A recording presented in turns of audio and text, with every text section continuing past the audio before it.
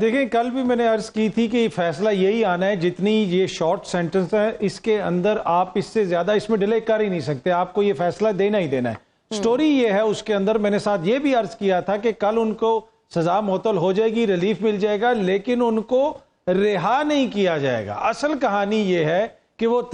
ان کی سزا بھی معطل ہو گئی، اسلام آباد ہائی کورٹ سے رہائی کا حکم بھی آ گیا، لیکن اس کے باوجود وہ اندر ہیں، اور وہ اندر جس قسم کے مقدمے میں ہیں، یہ سپریم کورٹ ایک کیس کے اندر ڈیسائیڈ کر چکی ہے۔ نیئر صاحب یہاں پہ بیٹھے ہوئے ہیں، وہ مجھے سیکنڈ کریں گے کہ آپ عدالت میں پیش کیے بغیر ریمانڈ تو لے نہیں سکتے۔ تو کیا کوئی عدالت خود چل کے ملزم کے پاس گئی جیل کے اندر، تو وہ کس طریقے سے وہ ریمانڈ دیا گیا؟ اب اگلی اس کی سٹوری یہ ہے کہ کل جب ان کو پیش کیا جائے گا تو ان کا مزید ریمانڈ دے دیا جائے گا، ان کا مزید ریمانڈ دے دیا جائے گا کل جب ان کو پیش کیا جائے گا۔ اب یہ میں کیوں کہہ رہا ہوں، لیکن ایک درخواست اسلام آباد ہائی کورٹ میں، سوری اطہر آپ قطع کلامی کی معذرت، ایک درخواست گئی ہے اسلام آباد ہائی کورٹ میں کہ کسی اور مقدمے میں انہیں گرفتار نہ کیا جائے، وہ بھی تو ٹیک اپ ہو سکتی ہے اسلام آباد ہائی کورٹ میں؟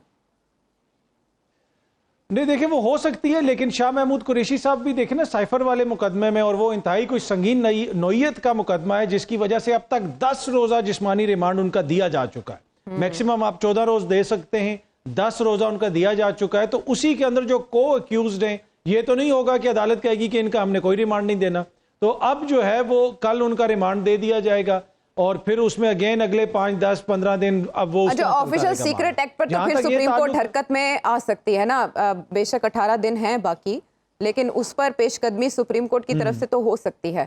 تو تب یہ والا معاملہ بھی ختم ہو سکتا ہے، خصوصی عدالت والا۔ نہیں میں نہیں سمجھتا کہ اس میں کسی وہ کورٹ ایک دم سے وہاں پہ جائے گا، جب تک عدالت سے کوئی چیز نہیں ہوگی، کوئی فیصلہ نہیں آئے گا، تو وہ پہلے ہائی کورٹ میں جائیں گے، پھر سپریم کورٹ میں جائیں گے۔ اب المیہ یہ ہے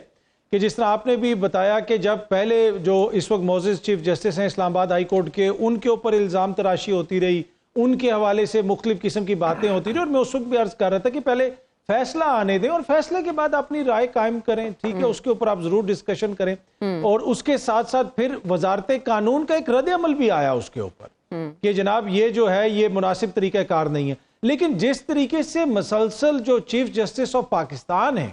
ان کی ذات کو ٹارگٹ کیا جا رہا ہے، اور آج دوبارہ ٹارگٹ کیا گیا، اس کے اوپر کوئی رد عمل نہیں آتا، تو یہ بڑا انفارچونیٹ ہے۔ دونوں سائیڈوں کو سوچنے کی ضرورت ہے کہ یہ ہماری عدالتیں، ہاں فیصلے کے اوپر ضرور تنقید کریں، فیصلے پہ ضرور تنقید کریں کہ اس فیصلے میں یہ ہے، یہ کمی ہے، یا یہ مسائل ہیں، وہ ضرور ہے، لیکن ججز کی اور عدلیہ کی اس طریقے سے تضییق کرنا، ان پہ الزامات لگانا، آج جو شہباز شریف صاحب نے ٹویٹ کی ہے بڑے احترام سے میں کہوں گا، اس میں تو سپریم کورٹ کے چیف جسٹس کے ساتھ ساتھ اسلام آباد ہائی کورٹ کے چیف جسٹس صاحب کے اوپر بھی الزام لگا دیا گیا کہ جیسے وہ خدا نخواستہ انہوں نے کسی کے دباؤ میں آ کے یا کسی کے کہنے پہ یہ فیصلہ دیا۔ ایسی بات نہیں ہے، آئین اور قانون کے مطابق فیصلے ہوتے ہیں، ہر کسی کو سوچنے کی ضرورت ہے۔ اگر اس طرح آپ کریں گے تو پھر تو دیکھیں آپ انارکی کی طرف جائیں گے۔ اب آگے معاملات کس طرف جاتے ہیں، مجھے یہی لگتا ہے کہ یہ اب سیاست جو ہے وہ عدالتوں اور جیل کے آگے پیچھے ہی اگلے چند ماہ مجھے گھومتی ہوئی نظر آ رہی ہے۔ آئی پی پی کے ساتھ ری نیگوشیٹ نہیں ہو سکتا معاملہ، تقسیم کار کمپنیز کا صوبوں کا نظام دینا، اس میں بڑی پیچیدگی ہے، تو پھر اب بات جا کے رکتی ہے، وہ رانا صاحب کہتے ہیں buck stops with I M F کو جا کے یہ حکومت، نگران حکومت کہہ سکتی ہے کہ دیکھیں ذرا ہمارے حالات اور ذرا رحم کر دیں، دستگیری کر دیں۔ دیکھیں وہ رانا صاحب جو بکس کہتے ہیں نا، یہ بکس سے آگے نکل چکی، یہ وہ جو رانا صاحب کہتے ہیں نا کہ رانا صاحب کہتے ہیں کہ there will be a situation، سو ابھی یہاں پہ سچویشن والا معاملہ ہے کہ ہم ایک سچویشن میں آ چکے ہیں۔ اب اس میں دیکھیں اس کا کوئی ابھی اس طریقے سے حل نہیں نکل سکتا، یہ ایک دن کی کہانی نہیں ہے۔ جس طریقے سے آئی پی پیز کے معاہدے کیے گئے اور بہت سارے کچھ معاہدوں کو ری نیگوشیٹ کیا گیا، لیکن سارے معاہدے ری نیگوشیٹ نہیں ہو سکے، اور پھر ہم نے تھرمل پاور کی طرف بھی ہم نہیں گئے، اور جو جہاں تک نگراں حکومت کا تعلق ہے، دیکھیں ان کے پاس نہ اتنا مینڈیٹ ہے، نہ کیپیسٹی ہے، نہ ہی ان کو پاس فیصلوں کی اس طریقے سے جسے آپ کہہ سکتے ہیں کہ فیصلوں کو برداشت کرنے کی وہ جو کہتے ہیں نا کہ قوت، وہ بھی نہیں ہے۔ وہ میں اس لیے کہہ رہا ہوں کہ اگر آپ ووٹ لے کے آئے ہوتے ہیں، عوامی مینڈیٹ آپ کے پاس ہوتا ہے، تو آپ مشکل فیصلے لے سکتے ہیں، پھر آپ اس کو برداشت کر سکتے ہیں، جو بیک لیش آئے گا، آپ کو عوام کی سپورٹ حاصل ہے۔ لیکن ایک ایسی حکومت جس کی کوئی عوام کی سپورٹ حاصل نہیں، مطلب سپورٹ سے مراد یہ ہے کہ وہ کوئی ووٹ لے کے نہیں آئے، وہ اتنے مشکل فیصلے نہیں کر سکتے، اور اسی وجہ سے اب سیاسی جماعتیں بھی یہ کہہ رہی ہیں کہ آپ 90 روز کے اندر انتخابات کروائیں، اور یہ وہ چیز ہے کہ جو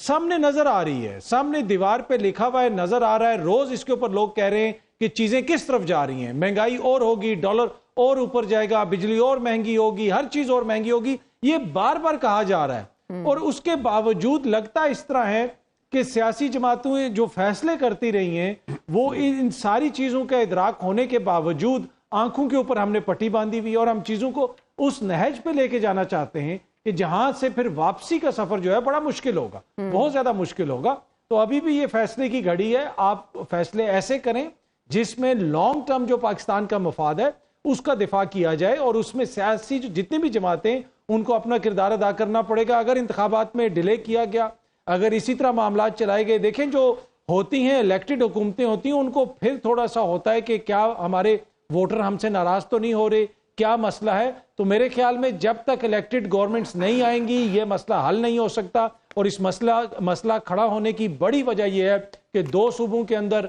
ऐसी हुकूमतें हैं जिनका अवामी मैंडेट से कोई ताल्लुक नहीं। अब वफाक के अंदर भी एक ऐसी हुकूमत आई है, इनको जल्दी जल्दी आइन के अंदर जो इनका किरदार है वो अदा करना चाहिए, इंतखाबात करवाएं और अवामी जो नुमाइंदे हैं उनके हवाले चीज़ें करें, फिर उनके ऊपर जिम्मेदारी आएगी कि उन्होंने किस तरह चीज़ों को दुरुस्त करना।